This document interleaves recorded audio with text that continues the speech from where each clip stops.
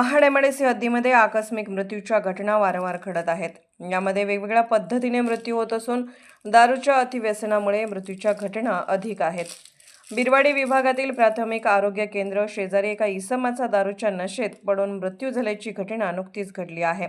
राजेश तानाजी मातुकडे असे मृत्यू झालेल्या व्यक्तीचे नाव असून मयत व्यक्ती महाड तालुक्यातील रानवडी येथील रहिवासी होते। राजेश मातुकडे हे मोलमजुरी करून आपला उदरनिर्वाह करीत होते। मोलमजुरी करीत असताना राजेश मातुकडे यांना दारूचे व्यसन जडलं आणि ते दारूच्या आहारी गेले। 21 डिसेंबर रोजी बिरवाडी प्राथमिक आरोग्य केंद्राच्या मागे काळ नदी शेजारी राजेश मातुकडे हे बेशुद्ध अवस्थेत पडलेले होते। त्या ठिकाणाहून रहदारी करणाऱ्या व्यक्तीने पत्रकार रामदास चव्हाण यांना याबाबत माहिती दिली असता रामदास चव्हाण यांनी सदरची घटना पोलीस ठाण्याचे प्रभारी अधिकारी जीवन माने यांना संपर्क केला व सदरची घटना सांगितली। सहाय्यक पोलीस निरीक्षक जीवन माने यांनी ताबडतोब आपली टीम घटनास्थळी पाठवली।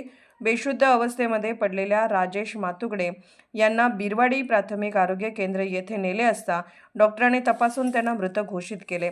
सदरच्या मृतदेहाचे त्याच ठिकाणी बिरवाडी प्राथमिक आरोग्य केंद्र येथे शवविच्छेदन करण्यात आले असून महाड एमआयडीसी पोलीस ठाणे येथे सदरच्या मृत्यूची आकस्मिक मृत्यू अशी नोंद करण्यात आली आहे।